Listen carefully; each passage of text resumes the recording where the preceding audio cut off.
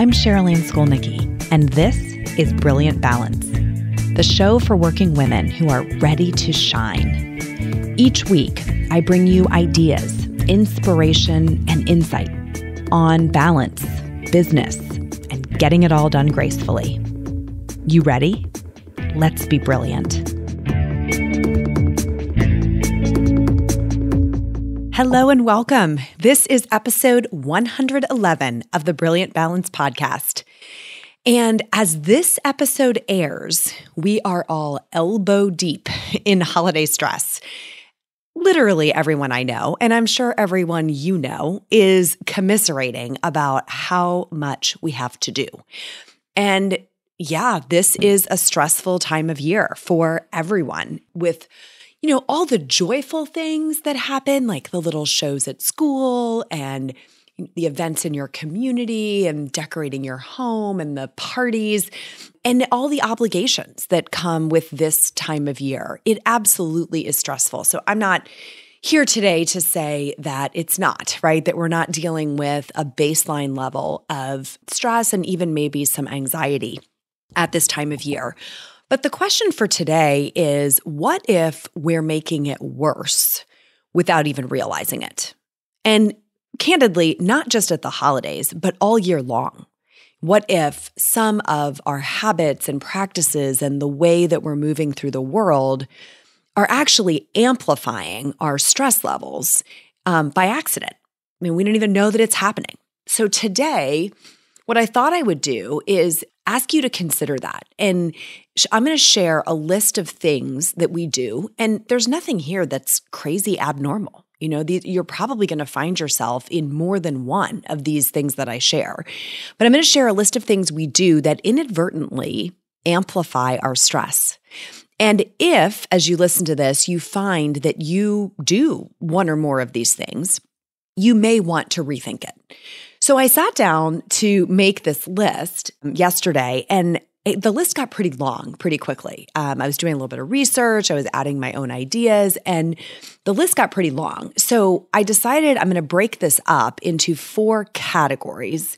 And then inside of each category, there's a couple of specific things for us to think about. Okay, so the 4 categories that we're going to cover, that any of which may be amplifying your stress level, are physical, environmental, habits, and then attitudes.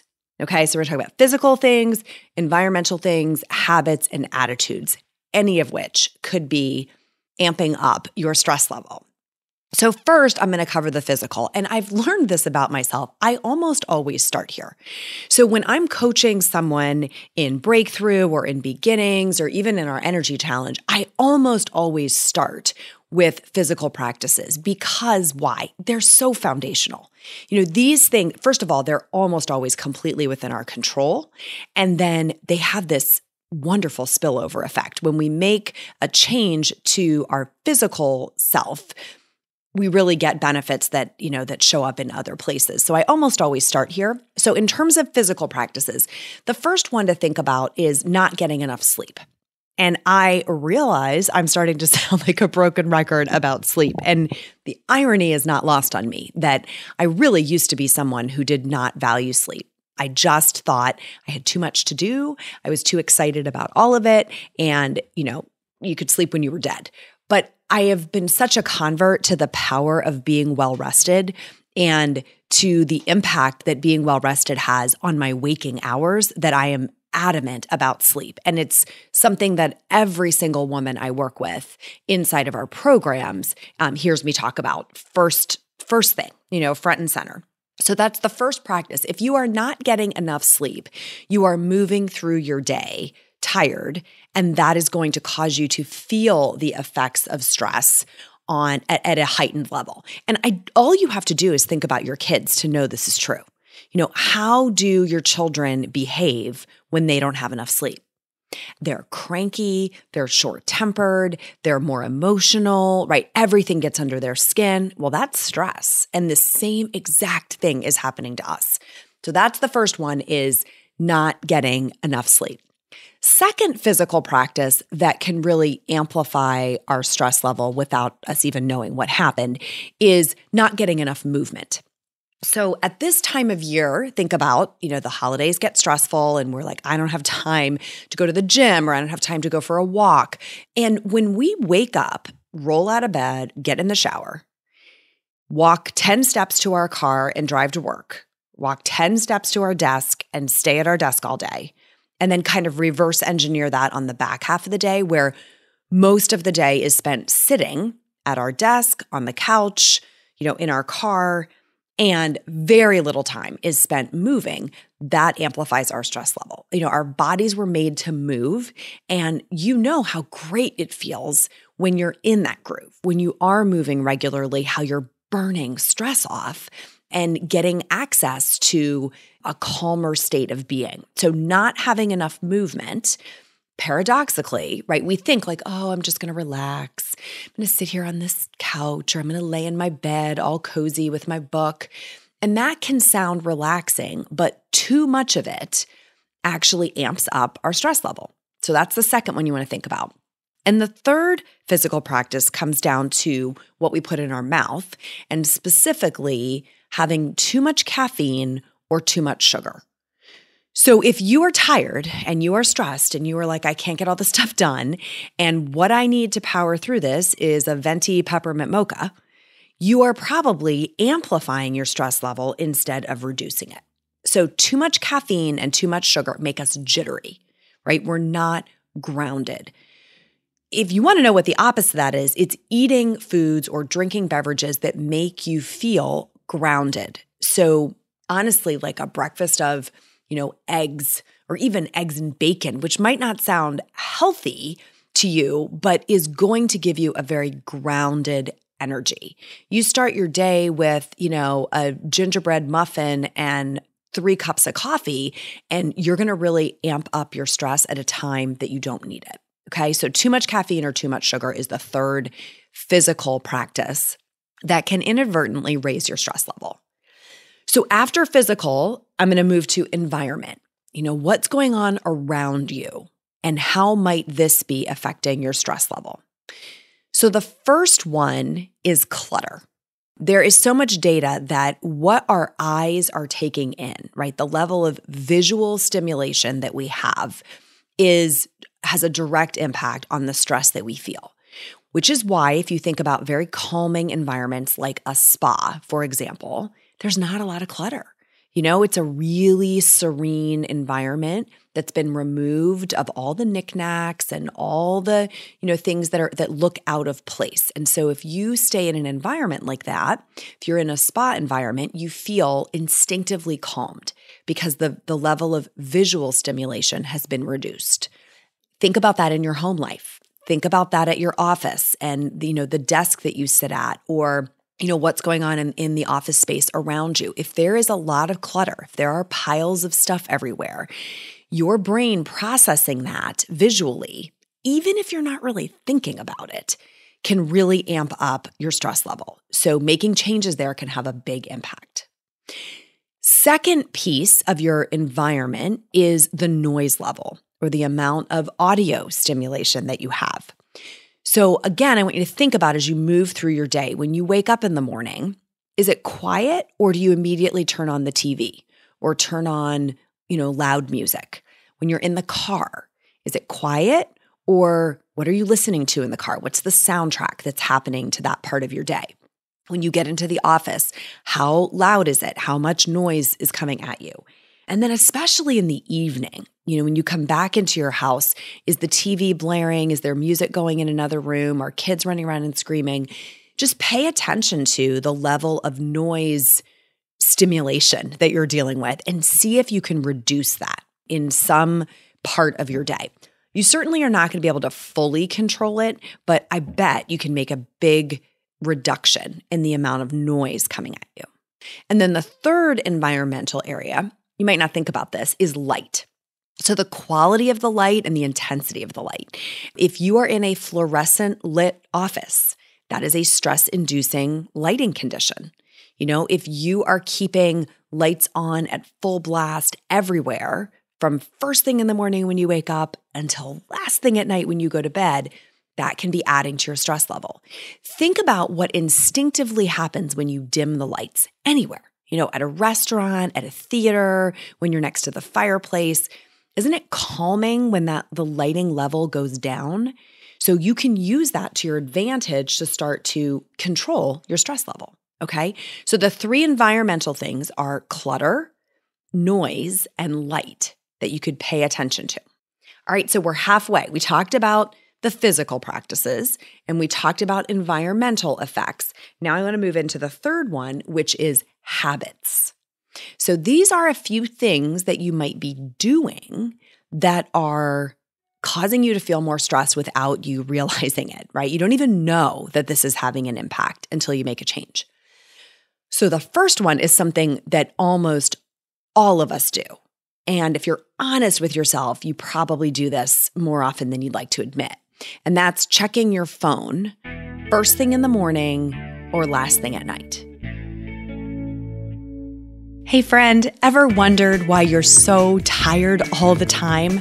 Why you need that afternoon caffeine hit every day just to stay in the game? Hint, you probably need more sleep. So I created something just for you. It's my 7-day sleep makeover. I'll teach you the 3 steps you need to move from exhausted to energized so you can live out your brilliant dreams. Head to brilliantbalance.net/sleep and start your sleep makeover today. You're going to love this.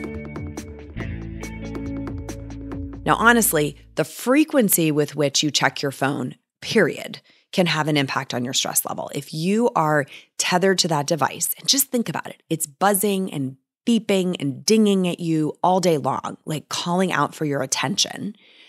The more of your day that you're connected to that device and kind of at its beck and call, the more stressed you will feel. But 2 times of day that are especially important are first thing in the morning and last thing at night. Why? Well, because when you wake up in the morning, you're kind of a blank slate. And it's a great time to be creative or contemplative. But if the first thing you do is pick up your phone, you are no longer in control of what you're thinking about.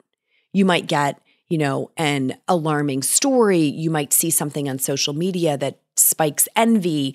You may just realize all the things you have to do that day in your calendar. You might have texts from people asking for things. Pile of stress, right? Coming at you in your phone first thing in the morning. And if you check it last thing at night, are you really going to do anything about what you're seeing on your phone? No, but now you're carrying all of that with you into your unconscious state. So if you're struggling, you're waking up in the middle of the night and you're thinking about things, all of that can be tripwired by you checking your phone at the end of the day. So that habit of, being permanently connected to our phone, but especially first thing in the morning or last thing at night, is a big deal. Second habit is keeping your to-do list in your head. So this is an epidemic, right? If we keep to-do lists written down at all, they're in like 97 different places, a Post-it note here and a notebook there and a memo on our phone, and all of the different places is not really any better than keeping it in your head. But so many people I've talked to as they come into, beginnings or breakthrough especially, are saying, it's all in my head. Like I know I have to do all these things, but they're not really captured anywhere. And so if you think about that, when all of the things you need to do are in your head, it's taking up space. And sometimes I call that the cognitive load or the mental load. So it's a very heavy mental load if you are carrying your to-do list around in your head. And so getting that onto paper or into your computer where you can release it from your short-term memory is really helpful in getting your stress level reduced because you're sure you're not going to forget it. Okay, so that's a practice. Keeping your to-do list in your head can really stress you out. And then the third habit that you want to consider is how much you watch or read the news or listen to, I guess. So your consumption of the news.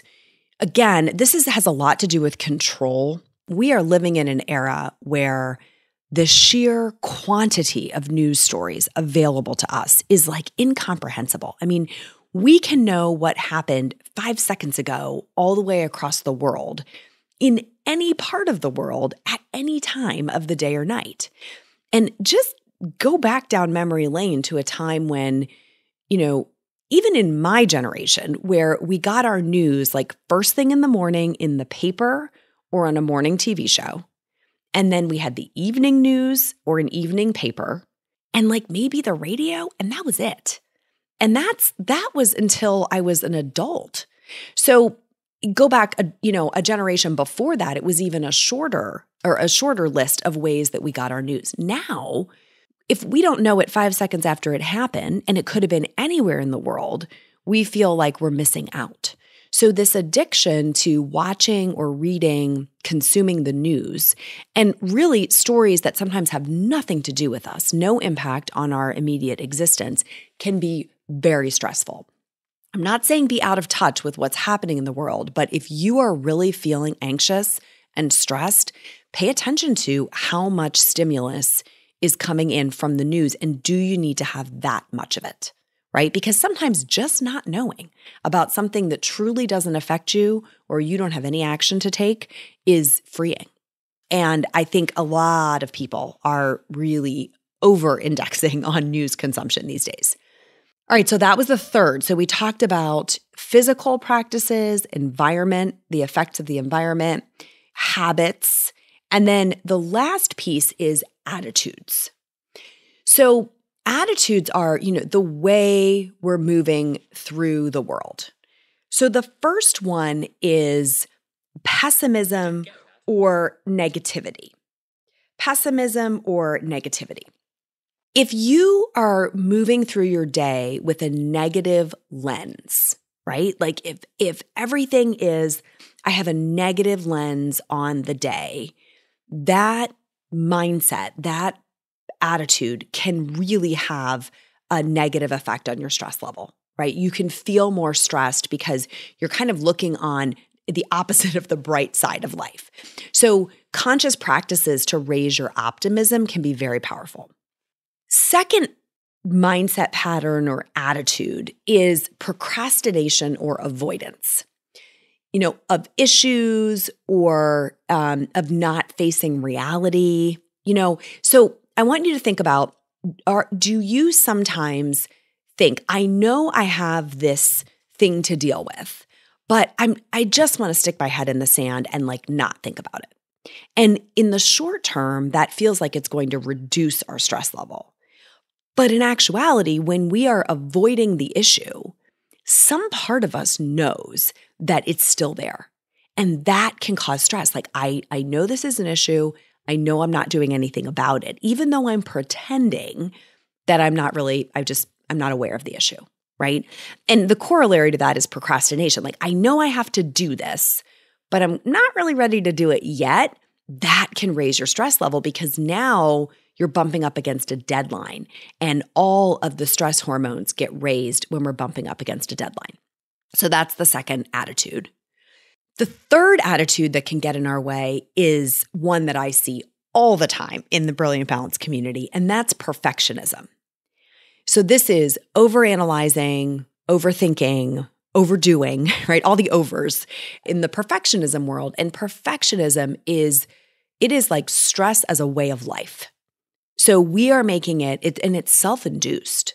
We are making it so much harder on ourselves if we have a perfectionistic attitude about how something needs to be done. So I want to think this through from all the angles because I don't want to make a mistake. I want to get it just right. That alone can amp up our stress, right? We're analyzing and running scenarios and alternate scenarios and mapping them all out. That can be very, very stressful. And then like kind of third corollary to that is overdoing. So being in a position where we are, doing something to the nth degree is how I often describe it. And, that process of I did it, it was good enough, but I don't think it's good enough for me yet. I'm going to keep refining, revising, reshaping, editing can cause stress because we never know when we're done. Okay, so under attitudes, this pessimistic or negative attitude, procrastinating or avoiding the issue, like the sticking our head in the sand and pretending it doesn't exist, or perfectionistically overdoing, overanalyzing, overthinking, All of those are ways that we may be amping up our stress level without even realizing it. Okay?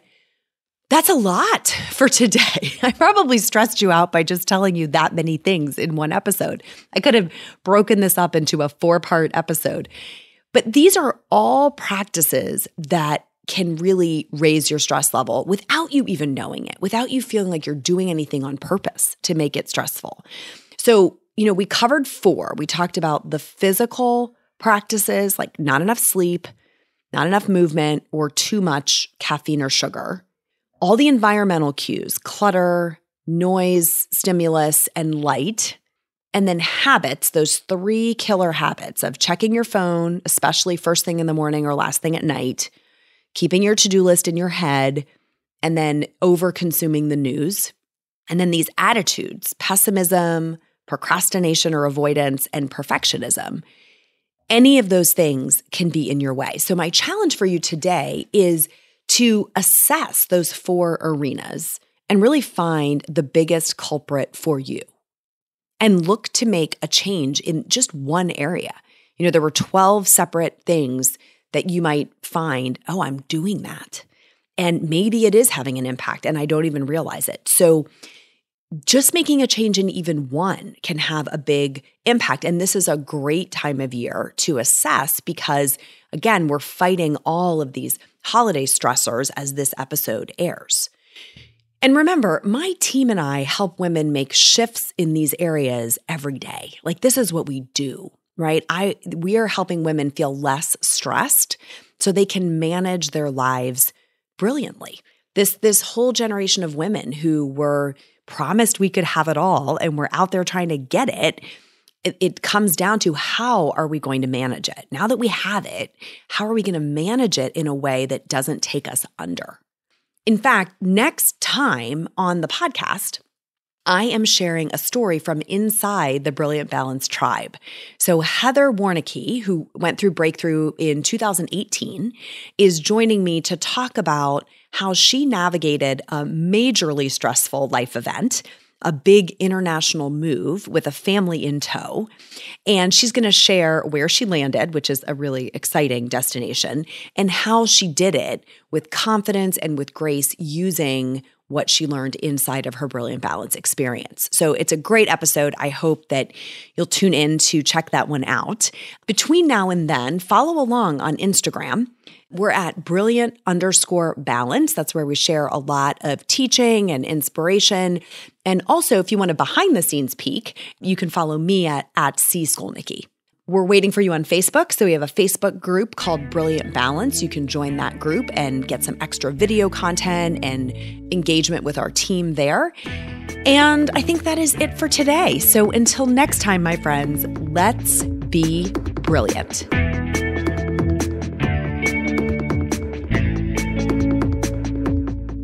This is thepodcastfactory.com.